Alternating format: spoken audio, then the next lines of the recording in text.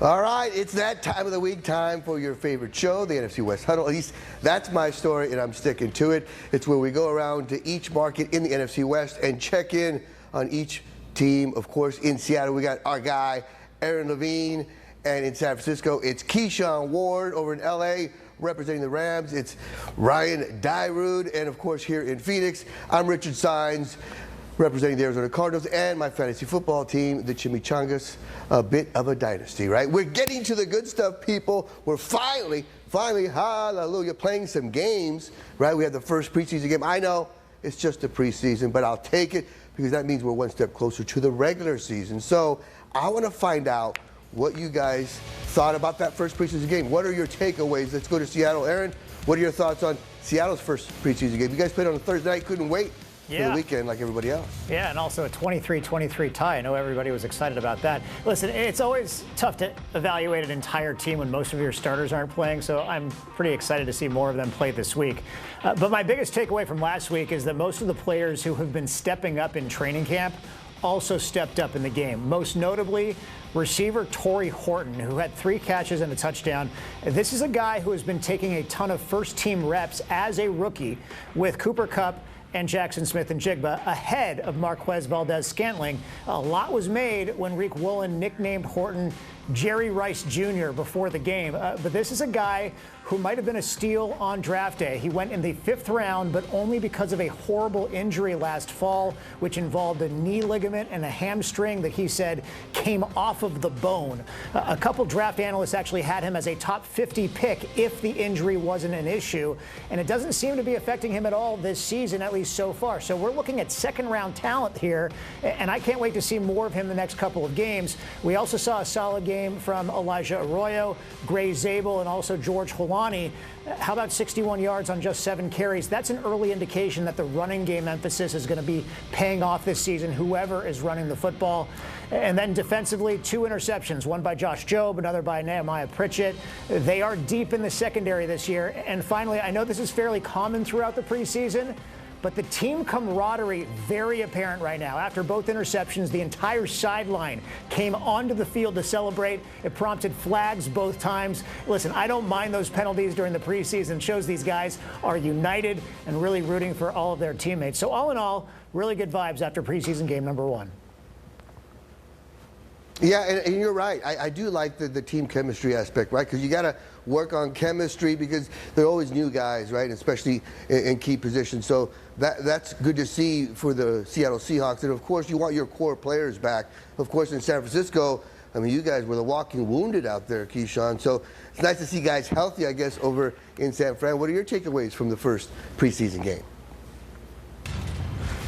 Man, Richard, the Niners came out fired up on both sides of the ball. We had Mac Jones lead the Niners on a 75 or 74-yard scoring drive. We had a beautiful slot fade to rookie wide receiver Jordan Watkins that ended with Patrick Taylor, the running back, in a 5-yard touchdown. Then on the defensive side of the ball, Chase Lucas, the backup nickel, man, he forced a safety on Bo Nix, had him running backwards into the end zone. So that was a great watch. And then, you know, Lucas had a couple of pass breakups, but then after that, once the starters, or I don't say starters, but the second string players in the Niners, once they got out of the game just kind of got fizzled out, and there's a lot of mistakes on both sides of the ball. But I will say, you know, the Niners, they've had a lot of praise with some of their rookies, but the one that really stood out was Marquise Siegel. I keep calling him Marcus. Marquise Siegel.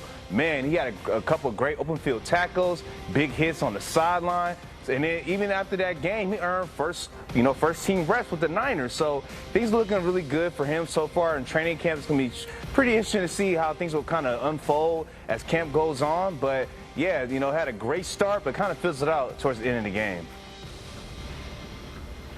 All right, over in L.A., we've got Ryan Dyrud. Ryan, this is the first time we've been on the show together. We were supposed to be on the show a couple weeks ago when you were at training camp, but then I saw your limo pulled up, and then you said, I'm out of here, and you took off in your limo. I said, oh, he's from L.A.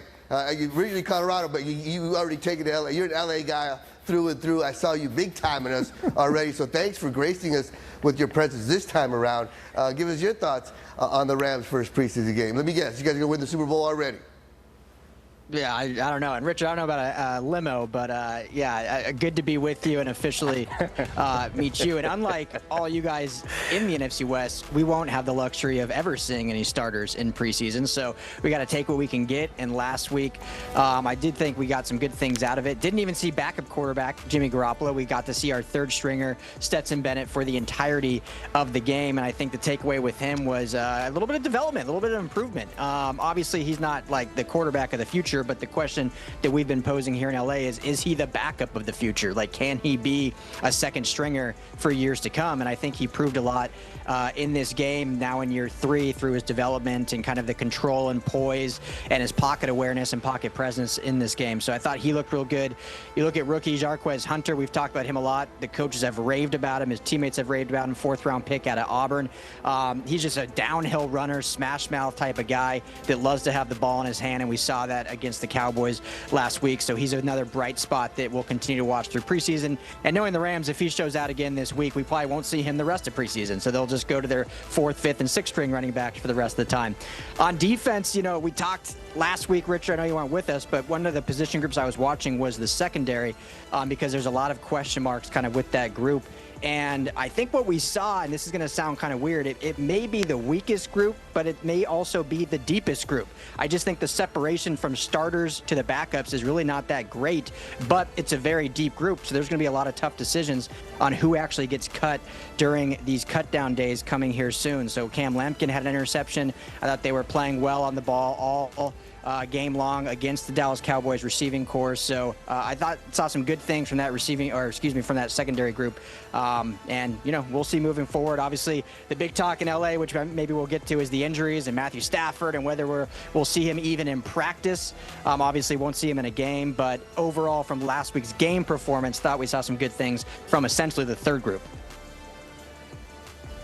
Yeah, well, we'll definitely get to the Stafford situation in a minute. But I want to go back to you being humble and downplaying the limo thing, because it was a stretch limo too. I was like, wow, Ryan's got it like that. I even wrote it in my diary. I'm like, Ryan is a big timer, stretch limo. But see, when you're as short as I am, I can get in a PT Cruiser and it feels like a limo. So I'm great. I'm good either way, right? So everything's good here in Phoenix. Hey, we actually had the starters play for the Arizona Cardinals, and that's kind of cool because in the last couple of years under Jonathan Gannon, the starters had not played at all. And they took on the Kansas City Chiefs, a team that normally plays their starters, and it seems to work, right? I know we talked about this on other shows where it all depends on the coach and what they feel they need. And this time around, Jonathan Gannon said, I think it's okay. It's needed to play their starters. I guess he felt comfortable with the starters, especially Kyler Murray, you know, with the system that they've implemented since they got here. And so far, I liked what I saw from the starters. I know Kyler Murray threw the interception. People jumped on him right away, but they were moving the ball. They played 2 series, the starters did. They moved the ball. Kyler Murray went 7 for 8, connected with Trey McBride, Marvin Harrison Jr. on a couple drives. And after that interception deep in Kansas City territory, the starters came back for the Cardinals and drove the ball again down in the field goal range and finished on a high note, kicking a field goal. Jonathan Gannon said he thought about going for it on 4th down, but I guess he wanted to see what his special teams can do. And then when you look at the backup, Jacoby Brissett, I think did a great job with his first run with the Arizona Cardinals. And Trey Benson, the running back, who's going to spell James Conner maybe more than he did last year, got a lot of touches. They're going to see what he can do and hope he can kind of keep James Conner fresh late in the season. So I kind of liked what I saw so far in the first preseason game. The Cardinals have already said they're probably not going to play their starters in week 2 of the preseason, maybe because they like what they saw already. They got enough. They're having a joint practice as we speak with the Denver Broncos, and a lot of times that kind of serves as a extra preseason game already. So I've noticed a lot of different teams are starting to do that, these joint practices. It adds to the intensity, mixes things up a bit. And one thing I noticed in that first preseason game was the backup for the Kansas City Chiefs was Gardner Minshew. And I was like, wow, that's a pretty good backup. And then I was like, hey, the Cardinals have a good backup in Jacoby Brissett. You mentioned, Ryan, about Matthew Stafford and his injury. And then I looked up and I'm like, oh, well, you guys got a pretty good backup in Jimmy GQ, right? Jimmy Garoppolo. So that made me think, I want to ask you guys, and I'll start with you, Ryan. What do you think about your backup quarterback? And who do you feel has the best backup in the division?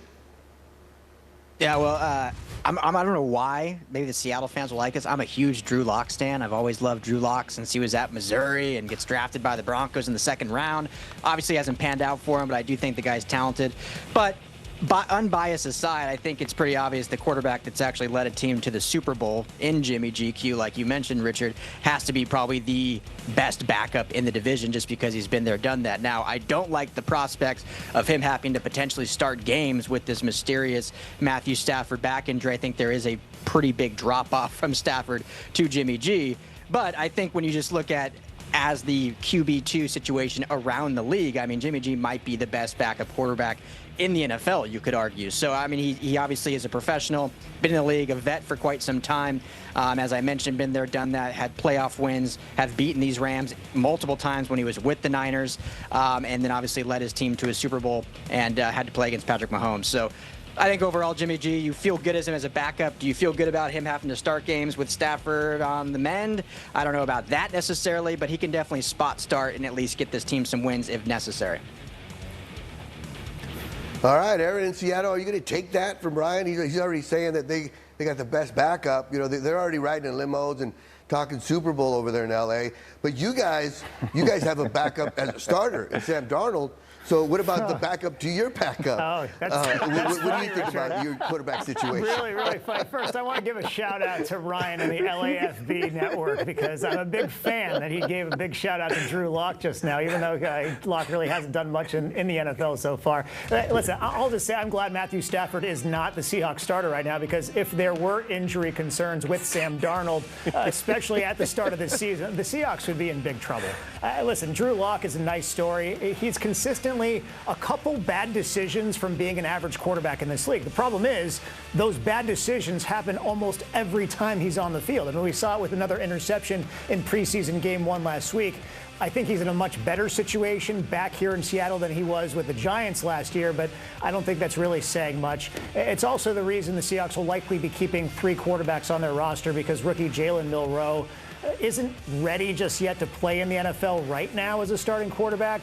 I think Milroe might have the highest upside of those 3 guys here in Seattle, and he might be great in spot situations and have certain packages this upcoming season, but it's going to take him a couple years to learn before he can reach his true potential. As for the best backup in the division, I agree about Jimmy Garoppolo. Also, probably a draw between Mac Jones and Jacoby Brissett. Brissett might be the safer option because he has more experience between those two. But I think the upside is higher with Mac Jones, even though his numbers have actually declined since his rookie season. He's younger, and frankly, I think the Niners' offense can function better without Brock Purdy than the Cardinals' offense can function without Kyler Murray. So I'm going to lean toward Jones in that one. But, of course, Jimmy G on top, and then Jones over Jacoby Brissett in the race for second place. You know, and I like Drew Lock. I think he did well. You know, in college at Missouri, he was decent with the Broncos. So I think that's a pretty good backup. But I like the Milroe kid over there in Seattle because, you know, I think Sam Darnold is just a guy, right? Geno wasn't the guy. Sam is just a guy. So I kind of am intrigued to see what's going to happen with that rookie over there in Seattle. And I think you guys are doing it right in Seattle and letting him kind of sit behind some established guys and watch and learn. Because when you look at, you know, quarterbacks that have had success in the NFL, Patrick Mahomes, Aaron Rodgers, they sat for a while. Tom Brady, they all sat for a while and kind of watched a functioning offense and a good established quarterback, you know, lead the way for at least a year, and I think it's worked. So I'm intrigued about that rookie over there in Seattle. Of course, as you can tell, I can better than Sam Darnold, that's for sure. All right, Keyshawn, what are your thoughts with San Francisco and your quarterback situation?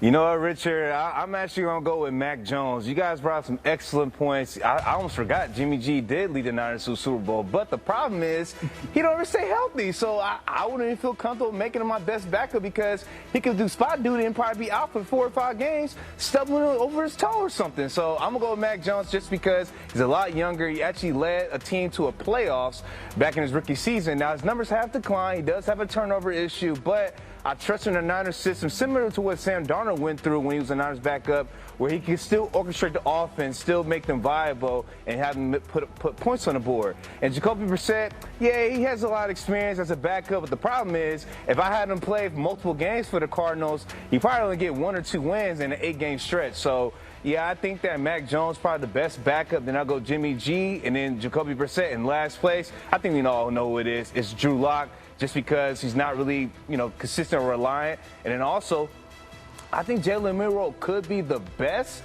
but he's a project right now, so that's my order right now as far as the backups in NFC West. All right, Keyshawn, you saved yourself with the Milroe comment, because I was about to say, look, I don't care about your biceps. I don't care if you wear the Schmedium T-shirt. You're wrong. Mac Jones is not the best backup in this division. I think he's the worst backup in the division. I think Drew Lock's better than him.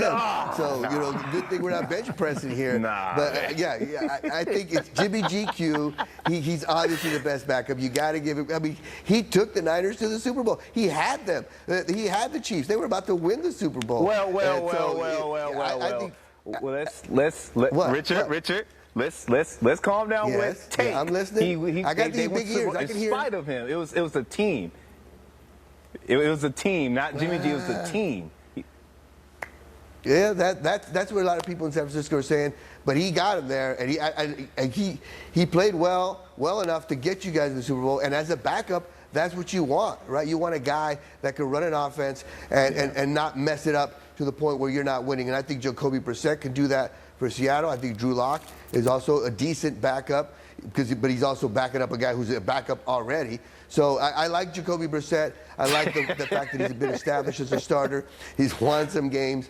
But I'm going to go Jimmy GQ. And I think Mac Jones. But Milroe, that's the guy I want to see. So, you could lose your starting quarterback. You got to have a good backup, right? And that goes for every position. So that's why I wanted to ask you guys, other than quarterback, what is the one guy for the team that you guys cover that you cannot afford to lose? Because if he goes down, oh boy, you're going to be scrambling. So Ryan in LA, who's that one player for you guys over there? Well, this is such an interesting question, Richard, because when you look at the Rams, it's so compounded right now because obviously Matthew Stafford's in flux with this aggravated back disc.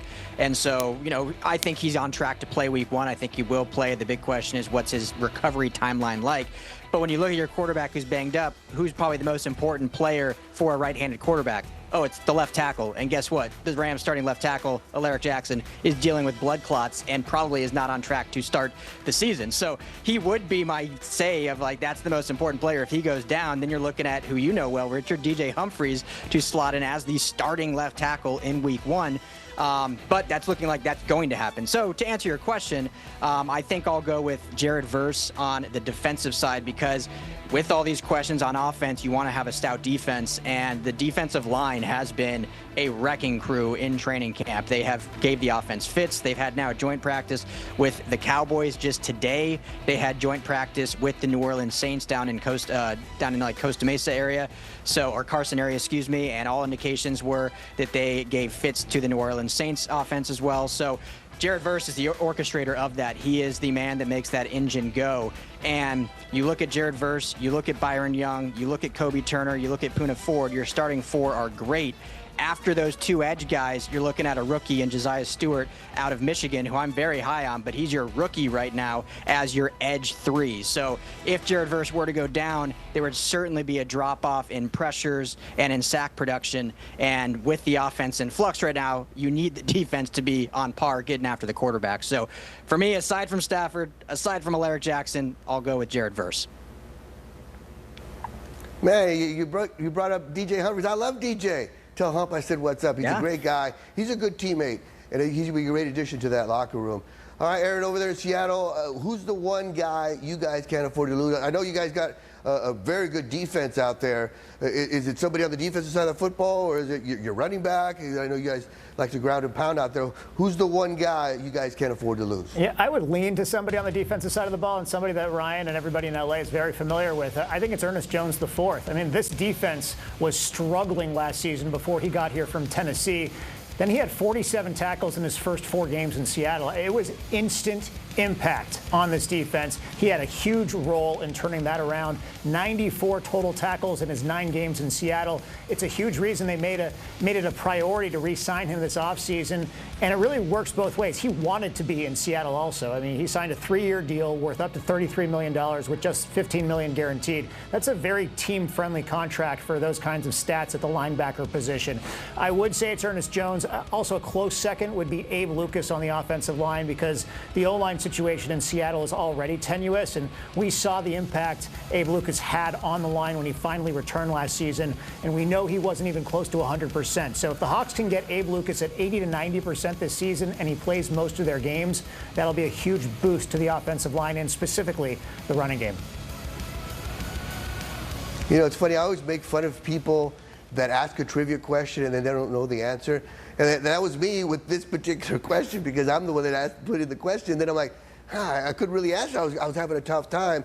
I was thinking, well, Buda Baker, you know, on defense, he's kind of the heart and soul of that secondary. And then they've got young corners, so he's important. But then I was thinking, well, you know, the bell cow, right, the guy that really sets the tone for the Arizona Cardinals on both sides of the football, just because of the way he plays, is James Conner. And he was the guy that you could always count on, that was going to run hard, you know, run somebody over, get guys pumped up on both sides of the football, right? He's the guy that just, he runs, and everybody's like, oh, yeah, here we go. And he's that guy that shows up each and every week and is the guy that motivates everybody, makes the players around him better. So I say it's James Conner, the lead back for the Arizona Cardinals. And it's not just because he was on the Chimichangas, my fantasy team, and did well for us last year. He did well for the Cardinals, too. And I know Trey Benson is the backup, and they took a high draft pick on him. They're invested in him, and they're really showing him that they're going to give him the ball in this preseason, right, to see what he can do, to see if he can spell James Conner. I kind of mentioned that earlier, to kind of make, you know, sure that James fresh late in the year, because you want him late in the year where they kind of seem to taper off, the Cardinals do. So I know they're giving him a lot of touches here in the preseason, but I want to see Trey Benson do it in the regular season. So, you know, I'm still kind of worried. If James Conner goes down, I'm not sure if Trey Benson is that guy just yet. I would like to see him be that guy. He's had a couple flashes in the preseason and training camp, but I need to see it when the lights are brightest. So I think it's James Conner is the guy the Cardinals cannot afford to lose. If that happens, I would be a little worried, as opposed to other people, right? Richard, over in San Francisco, Keyshawn. Richard, it's not hard to spell James Conner. That's Jamesconner, right? Yeah, exactly. Well, how hard can it be? You know, I didn't go to Stanford. Yeah. Not all of us went to Stanford. I did go to a private school in Conner where I could pray for him. I maybe can't, you know, spell his name sometimes. So you got to give me a little bit of a break, right? We're not all Stanford guys, you know. Keyshawn, you're at least close to Stanford, so you got to be smarter than I am. What are your thoughts on who you guys can't afford to lose? Oh my God, we saw it last year. I got to say Christian McCaffrey, because, you know, he's not only one of the best players in the NFL, but he's probably the best running back in the entire league when he's fully healthy. I mean, just looking at the numbers, the Niners are 27-10, and they average 27.2 points per game when he's on the field. So you felt his impact last year because he missed multiple games, pretty much the whole season, when he went 6-11, I believe. So yeah, you cannot have Christian McCaffrey missing a bunch of games. And then also, I mean, look at the amount of injuries we have in our wide receiver room right now. I can make an argument that Christian McCaffrey is probably our best wide receiver. Now, I know people probably thinking, no, George Kittle, but you can really get, you know, McCaffrey the ball anywhere on the field, whether it's in the slot, in the backfield, or even line up on the outside. So, yeah, you cannot lose McCaffrey. Close second is Trent Williams, because you got to protect Brock Purdy. But I got to go with Christian McCaffrey, who's probably one of the best players in the league when healthy. All right, now we got to talk about something I've been wanting to talk about for a while, and that's Geno Smith. Maybe I can't spell James, but I can spell Geno. You guys know that, right? And his interaction with the fan, and I know that one particular fan for Seattle is the kind of guy that makes these signs that tries to get under your skin. But to compare Geno, you know me, I've been hard on Geno, right? He's not that guy, but he's better than Jamarcus Russell. I'll tell you that. And that's the thing. You got to give Geno credit. He's done the best with his skill set, right? He's had a great career. So I even wrote it in my diary when Geno had to, you know, give that guy the one-finger salute. And you know, you're thinking like, wow, you know, do fans cross the line, and how do you keep fans from crossing the line? And I even wrote in my diary a letter to Geno. I said, look, Geno, you're not that bad. I mean, come on. You're better than Russell, that's for sure, right? You're not a bust. You may be a backup starting, and you're not I think he's better than Sam Darnold. I'll tell you that right now. And so I wanted to ask you guys now, Aaron, since that's your guy, you guys had the bromance. What do you think about that whole incident and the sign? You probably, are familiar with that fan and fans crossing the line. Yeah, I mean, listen, I don't know what else was said by the fan, and if that fan actually said something offensive or out of bounds, I think Geno has every right to do what he did. Also, you mentioned, Richard, I believe that is a fan who is notorious for heckling opposing players and getting a rise out of them. So I'm not going to defend that specific fan in particular. But in general, the content of that sign itself, what did it say? It said, bigger bust, Geno or Jamarcus Russell. If I was Geno Smith, I would have laughed that off. I would have started cracking up. Jamarcus Russell is easily one of the biggest busts in the history of the league, a top overall pick, didn't last more than 3 seasons.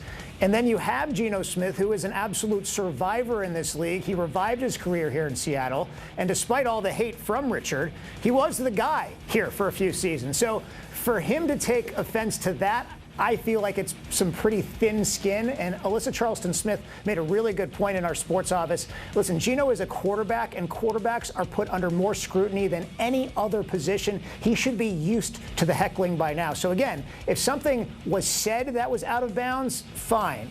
But if it was just because of what was on that sign, I think it's pretty ridiculous on Geno's part. Yeah, and look, I don't hate Geno. I was just keeping it real. I drink water. I don't drink haterade. I just keep it real, Aaron, that's all. And I think also with social media, things get blown out of proportion. In years past, that was an incident that probably happened, I don't know how many times, but nobody saw it over and over and over again. So, Ryan, you guys got some crazies out there in L.A. What are your thoughts on fans crossing the line and this whole Geno incident? Yeah, I mean, like Ethan said, no idea if anything was said. Obviously, that can escalate the moment. But just based on the sign, I mean, I would have taken my $67 million career earnings and just laughed my way down the locker room. I don't think that constitutes a bust. If I'm made almost $100 million over my career, I think I've done pretty well over 11 years if I was Geno Smith. So, this is a conversation always with fans and what is crossing the line. I think I'm one of those guys as a fan myself. I think clean heckling, signs like that, I think is fine. I think that's kind of part of the game, part of why you get paid the big bucks. Obviously, there is a line when you're looking at harassment and discrimination, all that. That's a whole nother conversation of how you ring those in and how you ban those fans and whatnot, and what we've seen kind of other leagues do in the past. So I don't know if this was one of those. Again, if I'm Geno Smith, I'm not taking really any offense to that because I've proven I'm not a bigger bust. Like, Jamarcus Russell didn't even make it out of his rookie contract, so I think that the writing's on the wall there, whether it was on the sign or on the wall. I've proven it. So, funny situation. As you said, Richard, I think because of social media, this is something that blows up. I always think about this all the time, like all these instances, like what these guys 10, 15, even 7 years ago, like what they probably got away with that you can't now, that we all see under a microscope is kind of fascinating. And Geno, remember his career started with getting in like a locker room fight where he got knocked out by his teammate. that disappeared after a few weeks. So it's funny now that this gets juxtaposed so much. Yeah, and the funny thing is we've probably gotten heckled. Well, all of us except for Keyshawn, because when you have the biceps and you're wearing the shirt that's 2 sizes too small to show them off like that, nobody's going to heckle you. Nobody's going to want to fight you, especially your teammate or fans. So, Keyshawn, I don't even know if you can answer this question, but what are your thoughts on what happened between Geno? I'm sure that would have never happened to you, but what are your thoughts on what happened with Geno and that fans crossing the line? Richard, I loved it, man. I get kind of sick and tired of fans heckling the players and not expecting a reaction because, yeah, you guys brought some excellent points saying that we don't know what was really said. Was it really warranted for Geno to react that way? But I've just seen time and time again where, like, even back in 2015 when LeBron's playing the Warriors, some fans said, like, LeBron's a boom, boom, boom, boom. It was like a lot of profanity. It was kind of unnecessary. It's kind of like, why do you even say that? I know you're into the game, you want your team to win, but sometimes the fans take it too far. Or even Russell Westbrook walking into the tunnel, people throwing water bottles at him. I just think sometimes the fans cross the line. So, yeah, maybe sometimes they deserve the double bird. I mean, I just got to call it what it is. So I don't really have an issue with it. Now, granted, yeah, he's a quarterback. He's a little more scrutinized. You got to kind of keep an idea of, like, you got to kind of keep yourself professional at all times, especially in that position. But, man, I'm going to side with the players more than likely because I just feel like they're under scrutiny every single day, especially in this social media era where they could do one thing and it becomes a meme or goes viral, and now it's like a part of their entire career. So I'm all for a player responding to fans. I'm sorry. As long as nobody's being harmed or physically assaulted, I'm all for anything. Yeah, and I like that you said the double bird, not just the bird, but you're going to get a double bird. That's when you really mean it. I kind of like that term. You know, sometimes people deserve the double bird. You know, and it's funny because that fan has had history even with the Cardinals. I remember he had a sign that said it was for Bruce Arians. He said the Cardinals quit on Ken Whisenhunt, and they're going to quit on you too. And then the Cardinals actually won that game, and Bruce Arians went back and kind of gave it to that fan, and he took it. So it was kind of an interesting exchange there. And sometimes it could be all good and fun, and sometimes it can get out of hand. But who knows? Maybe that fan liked getting the double bird. You know, some guys they want that kind of reaction, like Ryan said, right? So it was great to get all of your reactions, and I just want to say, Geno was not that guy, but he was the guy when he played for the Cardinals. So I'm kind of glad he's gone. We'll see if Sam Darnold can give the Cardinals a break, because Geno never did, that's for sure. So give me a break, right, for hating on. I wasn't even hating on Geno, Aaron. I don't know why you had to say that, right? But anyway, we'll talk about this and much more next week. Thanks for joining us. Have a good one, guys.